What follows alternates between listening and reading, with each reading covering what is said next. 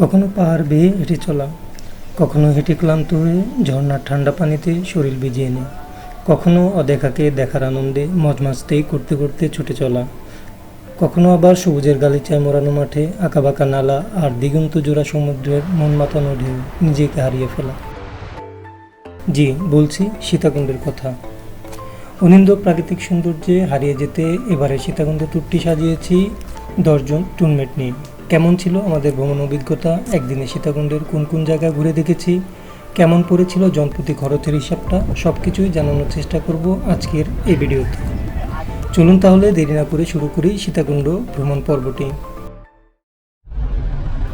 এখন সময় সকাল 7টা আর আমরা আল্লাহর নাম নিয়ে যাত্রা শুরু করলাম সীতাকুণ্ডের উদ্দেশ্যে। শহর পেরিয়ে গ্রাম, মাঠঘাট পেরিয়ে ঢাকা চিটাগং মহাসড়ক ধরে এগুচ্ছে আমাদের গাড়ি। আর আমরা সবাই অদেখাকে দেখার আনন্দে মেতে উঠেছি হই হুল্লোড় আর গানে, পাশাপাশি উপভোগ করছি চারপাশের মনোরম দৃশ্যগুলো। আপনারাও উপভোগ করতে থাকুন আমাদের সাথে।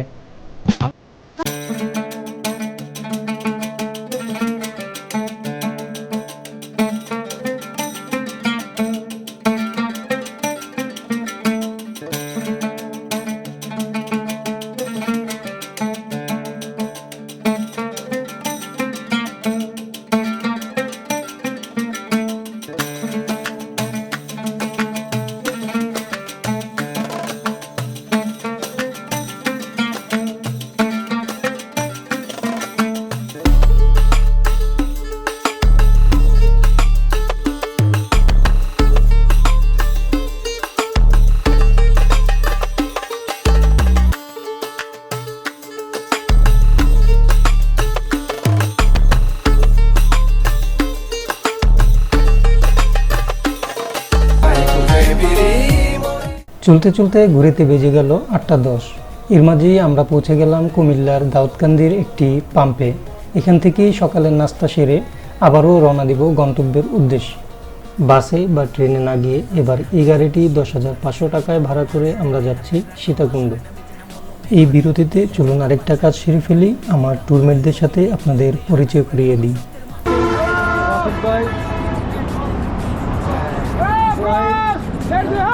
একটি হ্যালো দিতে হবে, একটি তোমা দিল্লি আমি বহু দূর।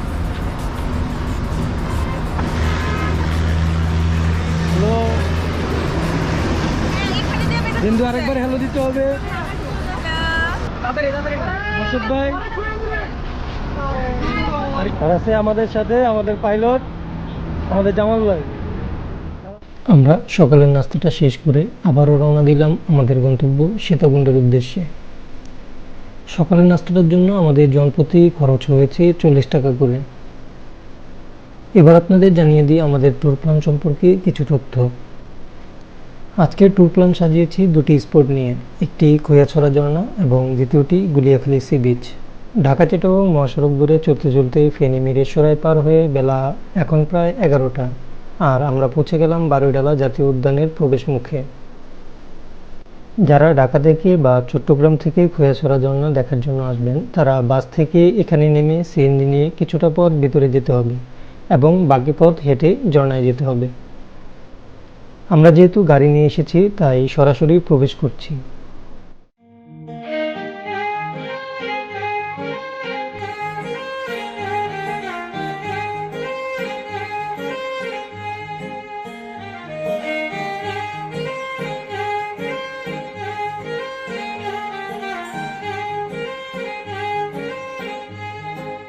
রাস্তা ভালো থাকলে হয়তো আরেকটু সামনে যাওয়া যেত, কি আর করার, এখান থেকেই আমাদের ট্রেকিংটা শুরু করতে হলো। এই সমস্ত পরিবেশে আপনি যতই কষ্ট করেন না কেন, হঠাৎ একটা শীতল বাতাস বা উঁচু উঁচু পাহাড়, পাহাড়ি জনপদ আপনার সকল কষ্টকে নিমিষেই শেষ করে দিবে। এবার চলুন আমরা ঝর্ণায় যাওয়ার পথটুকু উপভোগ করতে করতে হাঁটতে থাকি। আর এর পাশাপাশি আপনাদের সুবিধার জন্য বলে রাখি, আপনারা যদি শুধুমাত্র খৈয়াছড়া ঝর্ণায় আসতে চান, তাহলে ঢাকা থেকে সরাসরি চট্টগ্রামগামী যে কোনো বাসে চড়ে চলে আসতে পারেন। সেক্ষেত্রে জনপ্রতি ভাড়া পড়বে বাস বেঁধে 480 থেকে 500 টাকার মতো। বাস ড্রাইভার বা কন্ডাক্টরকে আগে থেকে বলে রাখবেন খৈয়াছড়া ঝর্ণার মুখে বা খৈয়াছড়া আইডিয়াল স্কুলের সামনে যেন নামিয়ে দেয়।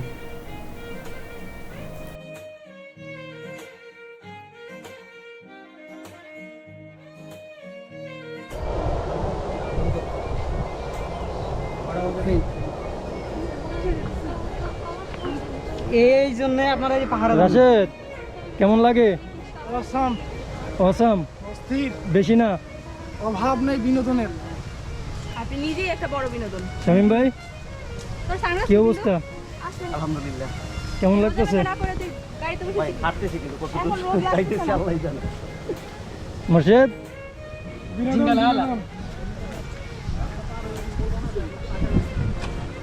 তোমাকে কিছু চিন্তাছো? হ্যাঁ হ্যাঁ ওই যে সামনেই তো। ওদের দেখা যাইতেছে না? হ্যাঁ হ্যাঁ ওই যে ওই যে।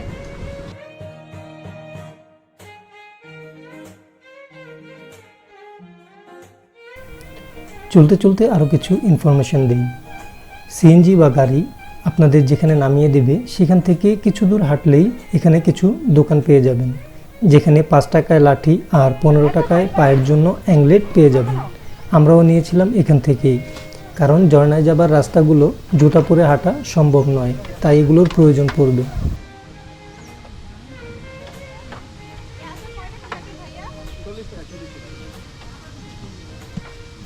মূলত ট্রেকিংটা শুরু এখান থেকেই। আমরা খালি পায়ে অ্যাংলেট আর হাতে লাঠি নিয়ে হাঁটা শুরু করলাম। প্রায় 2 কিলোমিটার হাঁটার পর পেয়ে যাব সেই কাঙ্ক্ষিত খৈয়াছড়া ঝর্ণা।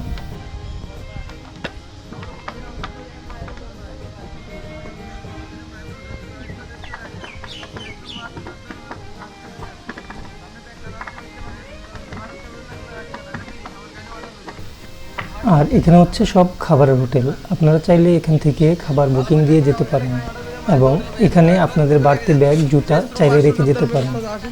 ঝর্ণা থেকে গোসল করে এসে জামা কাপড় চেঞ্জ করে ফ্রেশ হয়ে এখানে খেতে পারবেন।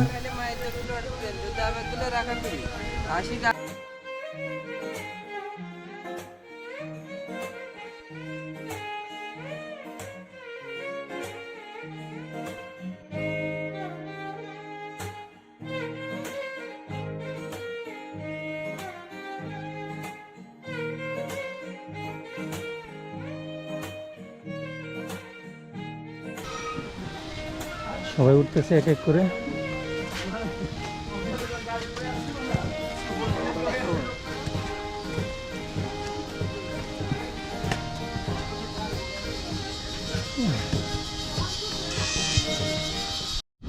এখানে সাইনবোর্ড দেওয়া আছে, আমরা চলে আসছি খৈয়াছড়া ঝর্ণার কাছাকাছি।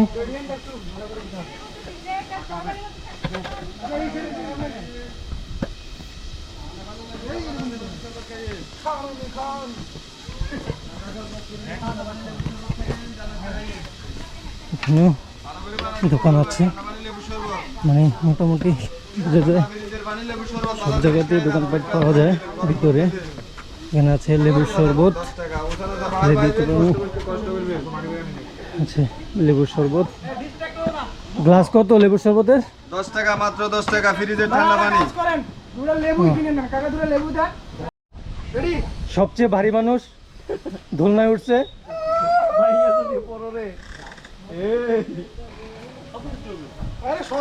আর সবচেয়ে বড় মানুষ দোলনায় উঠছে।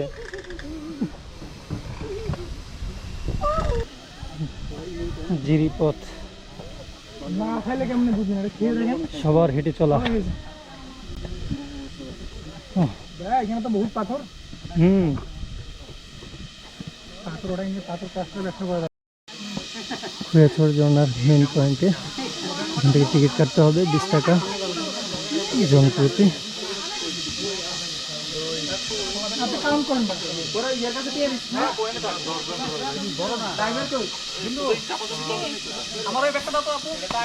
স্বাগত খৈয়া ঝর্ণা।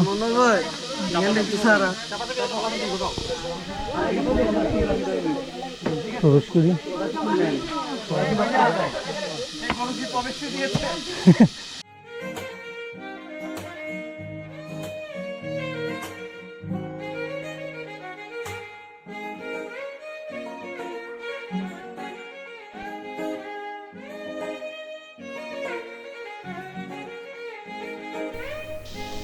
কখনো উঁচু, কখনো নিচু, কখনো জিরিপথ, কখনো আবার কাদা পথ পাড়ি দিচ্ছি কাঙ্ক্ষিত লক্ষ্যে পৌঁছাতে।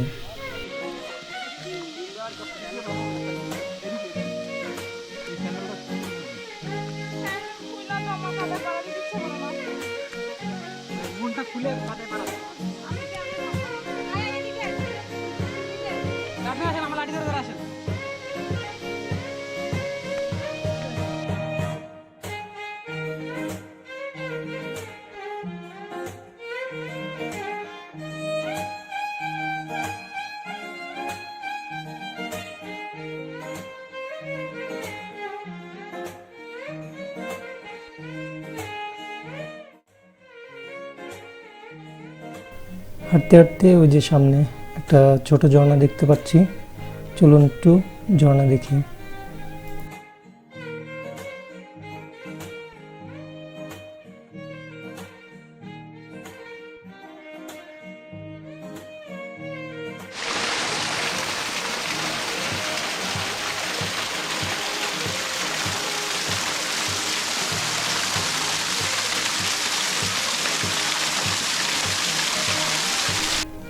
এখনো মূল ঝর্ণায় যেতে পারিনি, আরও পথ বাকি। চলুন হাঁটতে থাকি।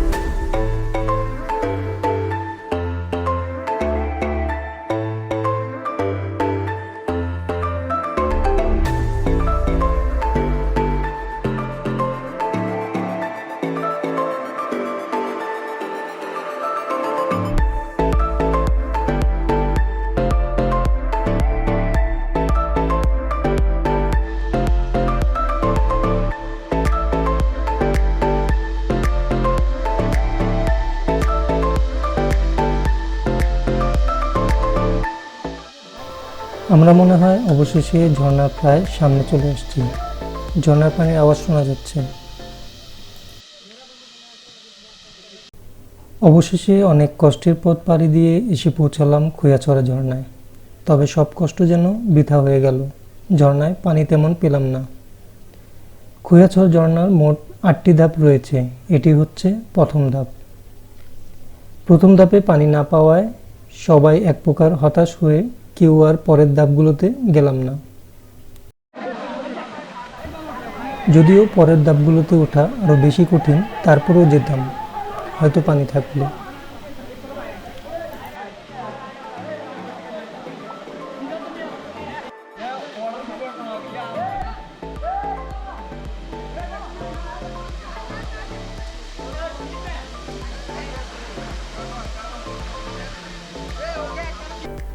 সবাই বেশিক্ষণ এখানে সময় ব্যয় না করে কিছু হতাশ মনে খোয়াছড়া ঝর্ণায় এসে ফ্রেমবন্দি হয়ে বেরিয়ে পড়লাম আমাদের দ্বিতীয় স্পটের উদ্দেশ্যে।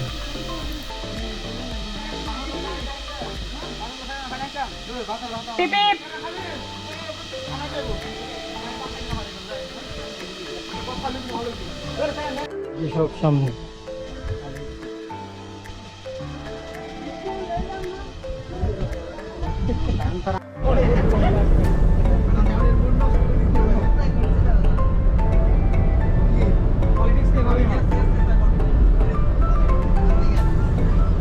আমাদের আজকের ভ্রমণের দ্বিতীয় স্পট হচ্ছে গুলিয়াখালী সি বিচ। খোয়াছড়া থেকে বের হয়ে আমাদের গাড়ি নিয়ে আবার যাত্রা শুরু করলাম আমাদের দ্বিতীয় স্পটের দিকে। খোয়াছড়া ঝর্ণা থেকে সীতাকুণ্ড বাজার হয়ে যেতে হবে গুলিয়াখালী সি বিচ। প্রায় 30 কিলোমিটার রাস্তা, আর আমাদের যেতে সময় লাগবে আনুমানিক 1 ঘন্টার মতো। চলতে চলতে আমরা সীতাকুণ্ড বাজার হয়ে ঢুকে পড়লাম গুলিয়াখালী সি বিচ যাবার রাস্তায়। বিশাল ফসলি মাঠ আর মাঝে গ্রামের সরু রাস্তা ধরে এগোচ্ছে আমাদের গাড়ি। যতই এগোচ্ছি ততই যেন শীতল বাতাস আর মনোমুগ্ধকর প্রাকৃতিক সৌন্দর্যের আবেশে হারিয়ে যেতে লাগলো মন প্রাণ।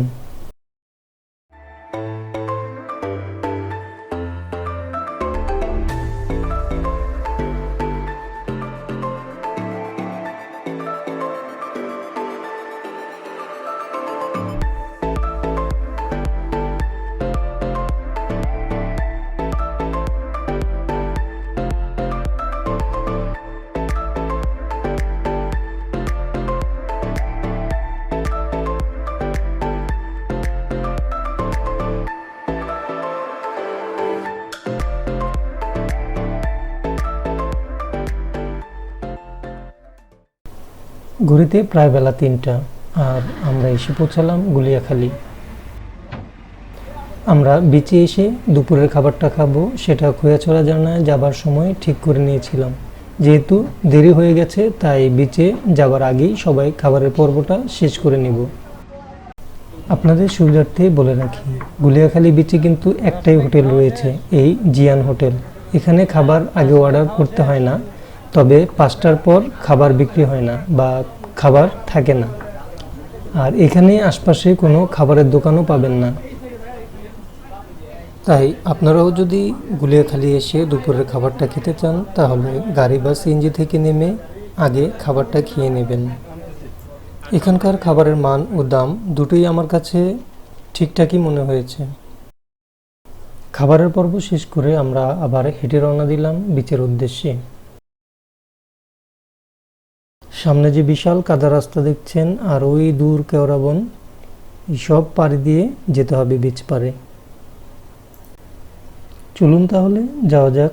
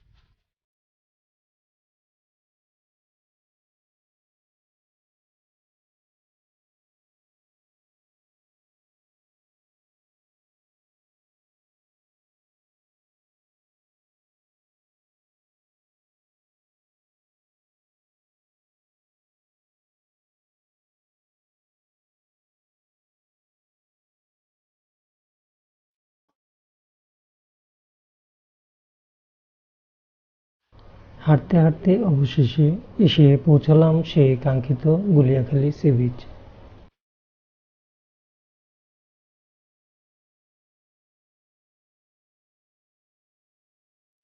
সীতাকুণ্ড বাজার থেকে গুলিয়াখালী সি বিচের দূরত্ব প্রায় 5 কিলোমিটারের মতো। স্থানীয়দের কাছে এই বিচটি মুরাদপুর সমুদ্র সৈকত নামেও পরিচিত।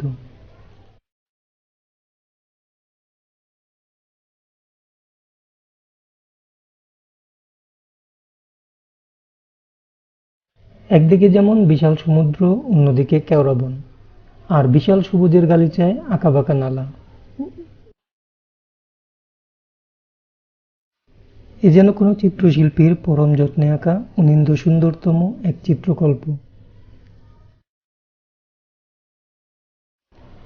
এ কারণেই হয়তো অন্যান্য সমুদ্র সৈকত থেকে গুলিয়াখালী ভ্রমণপ্রেমীদের বেশ পছন্দের।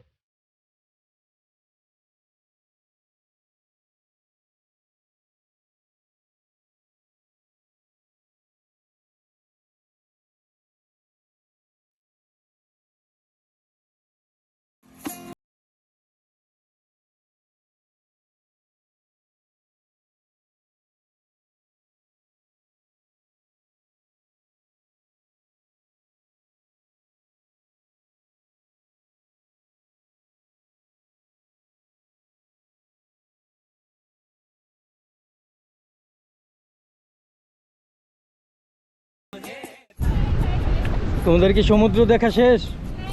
আমি একটু দেখে আসি। আপনি জুতা রেখে দিতে পারেন। চলে আসছে। ওই সাইড আইফোন আমরা চিনছি।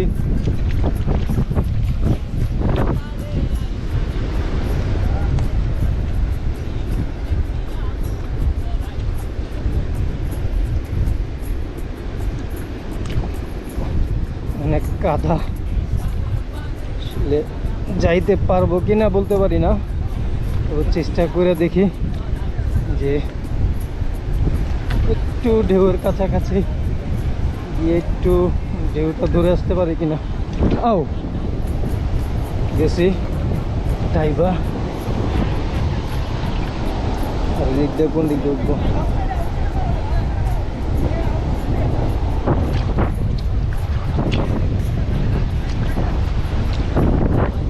পুরো ডাইবা একাকার অবস্থা।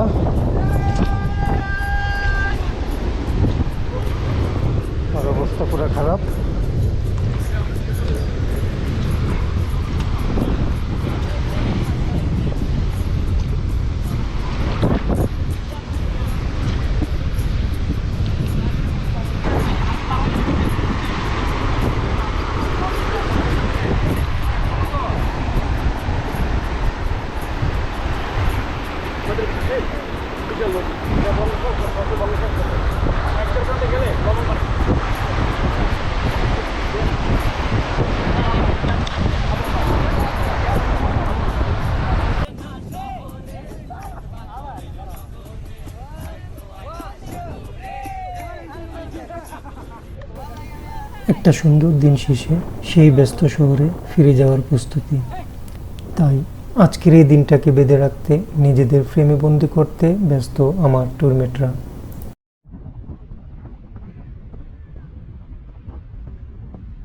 একটা সুন্দর দিন উপভোগ শেষে আমরাও পাখির মতো ফিরছি আমাদের নীড়ে।